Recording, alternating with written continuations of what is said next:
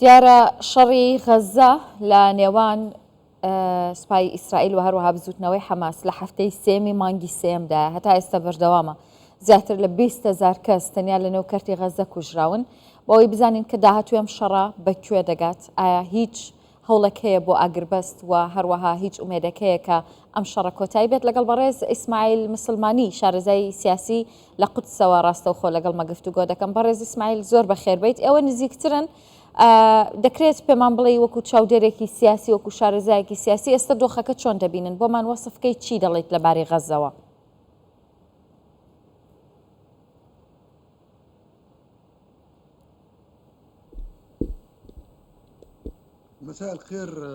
بەڵێ ئێوارەتان باش، ئێوارەی ئێوە و بینەرانی کوردستانیش باش بێت. زۆر سوپاس بۆ ئێوە و بۆ گەلی کوردستانیش بە هەمان شێوە. زۆر ڕوون و ئاشکرایە کە لە ڕۆژی هێشتایەمینی هێرشەکانی ئیسرائیل بۆ سەر غەزە و بەردەوامی شەڕی نێوان حەماس و ئیسرائیل خەڵکی غەزە دەبنە قوربانی. هێرشەکانی ئیسرائیل هێشتا سەرتر دەبنەوە و بەردەوام دەبن.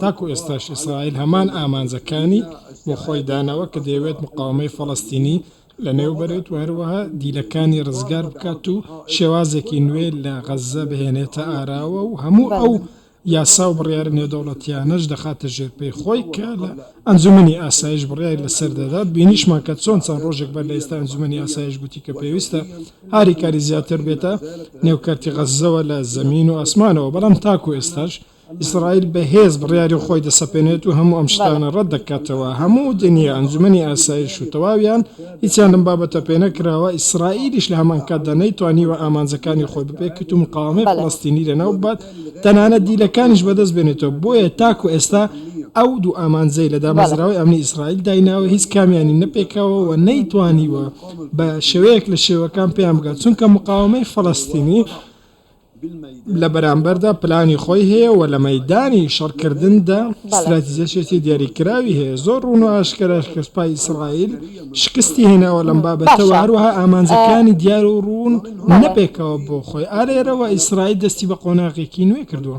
ئەو قۆناغە نوێ چیە دەکرێت پێم بڵێ؟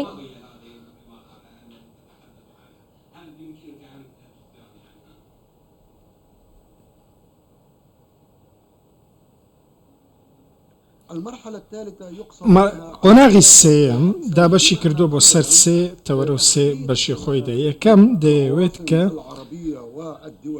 گوژمەی وڵاتانی عەرەبی وهروەها ئەو یاریهاریکاری وڵاتانی عەرەبی بۆ غەزەی دەنن دەیەوێت کەمی بکاتەوە و هەروەها هەیەجانی نێودەوڵەتی بۆ سەر غەزە کەم بکاتەوە، چونکە ناتەنیاهو شەڕ ناوەستێنێت. لەبەر ئەوەی وەستاندنی شەڕ واتە کەوتن و ڕوخانی حکوومەتی ئیسرائیلی ئەوانەیە کە لە نێو حکوومەتی ئیسرائیلی. بەڵام خۆتان دەزانن یانی ئێستا حکوومەتەکەی نەتانیاهو لەژێر گوشارێکی زۆری لەلایەک کەسوکاری سەرباز و دیلەکان، لەلایەکی دیکە قەیرانی دارایی، لەلایەکی دیکە ئۆپۆزیسیۆنی ئەو وڵاتەدایە. پێتان وایە کە دەتوانێت ڕوبەڕووی هەموو ئەمانە ببێتەوە لە جەنگ لە غەزە بەردەوام بێت؟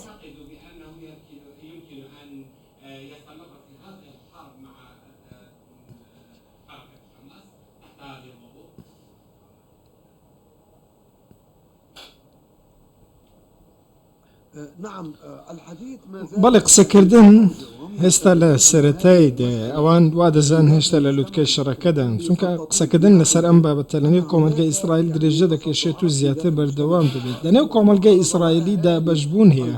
ڕاستە کە خێزانی دیلەکان فشار دەخەنە سەر حکوومەتەکەی نەتانیاهو بۆ ئەوەی کە شەڕ بوەستێنێ و دیلەکان بەدەست بێنێتەوە، بەڵام ئاستی ئەمنی و هەروەها ئاستی سەربازی هێشتا داوای ئەوە دەکات کە شەڕەکە بەردەوام بێت. هەرچەندە حەماس داوای کردووە کە شەڕ بوەستێت بۆ دیلەکان بگۆڕنەوە، بەڵام ئیسرائیل دەیەوێت لە ڕێگەی ئەو گفتوگۆیانەی قەتەر و مسر کردویانە بۆ گۆڕینەوەی دیلەکان ناوێت کە یعنی تەنیا 2 هەفتەی دەوێت بۆ ئەم بابەتە، تەنیا دەوێت 2 هەفتە بۆ 3 هەفتە ئاگربەست هەبێت. لە بەرامبەردا مقاومەی فەڵەستینی دەوێت شەڕ بە یەکجاری کۆتایی بێت. ئەم شتە وای کردووە کە کۆمەلگەی ئیسرائیلی فشارێکی زیاتر بخەنە سەر بنیامین نەتانیاهو حکوومەتەکەی، بەڵام بەگشتی کۆمەلگەی ئیسرائیلی هێشتا لەگەڵ شەڕدان کێشەیان لەگەڵ شێوازی شەڕەکەدایە، کێشیان لەگەڵ خودی شەڕەکەدا نییە، بە تایبەتی کە نەتانیاهو حکوومەتی و بەرهەندێک بەرپرسینی حکوومەتەکەی نەتانیاهو پێیان وایە کە سەربازانی خۆیان بە کوش دەدەن پێویستە شێوازی شەڕکردنی خۆیان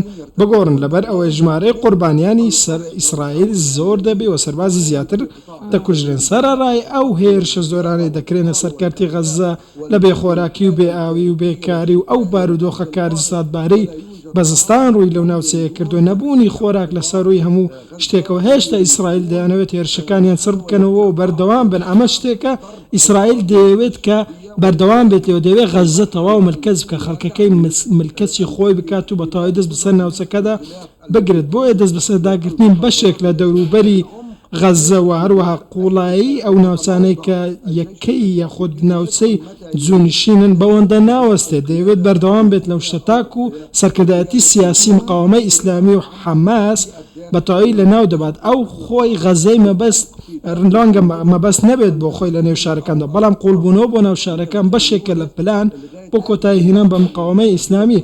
هەر بۆیە شتاک و ئێستا هێرش دەکەنە سەر خان یونس و هەروەها غەزە و تام و چەند ڕۆژێک پێش ئێستا لە جۆلان تۆزێک کشانەوە لە یاخود ناوچەی گۆلانی ئەو ناوچەیە کە ئیسرائیل پێشتر دەستی بەسەرداگرت بوو. ئیسرائیل پارەیەکی زۆر لەم شەڕە خەرج دەکات لەو ناوچەیە لە نێو دوو کەوانە بانگەشەی ئەوە دەکات کە دەوێت ناوچەکە نوێ بکاتەوە، بەڵام ئەمە تەنیا بانگەشەی و دوورە لە ڕاستیەوە. بۆیە دەبینین کە کۆمەلگە ئیسرائیلیش لە ڕووی ئابووری شکستی هێناوە. هەر بۆیە قۆناغی سێم هەوڵە بۆ چوونە نێو غەزە بە شێوازێکی نوێ. باشە باست لە ئاگربەست کرد بەڕێز مسلمانیانی پێتان وایە تاکەی ئەمریکا ڕێگری دەکات لەوەی کە ئاگربەست ڕابگەێنرێ. خۆتان دەزانن کە پێدەچێت هەردوو لە مەیلی ئاگربەستیان هەبێت، بەڵام ئەمریکا تا ئێستا ڕێگەی بەوە نەداوە.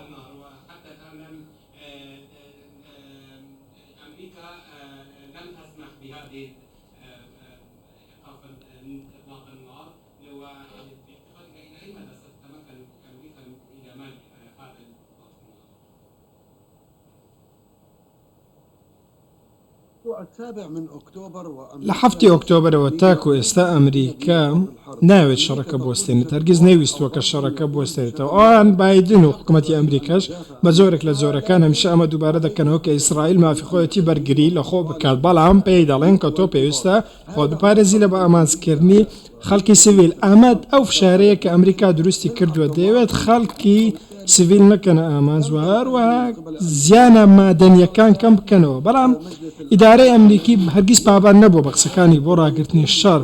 دەبینین کە چۆن بۆ جاری سێم لە ئەنجومەنی ئاسایش هەستاون بە ڤیتۆکردنی بڕیاری ئاگربەست، کەواتە ئەمریکا لەگەڵ ئیسرائیلدا پشتی ئیسرائیلی کردووە. دەیەوێت ئیسرائیل بەرگری لە خۆی بکات و بە ئامانجەکانی خۆ بگات.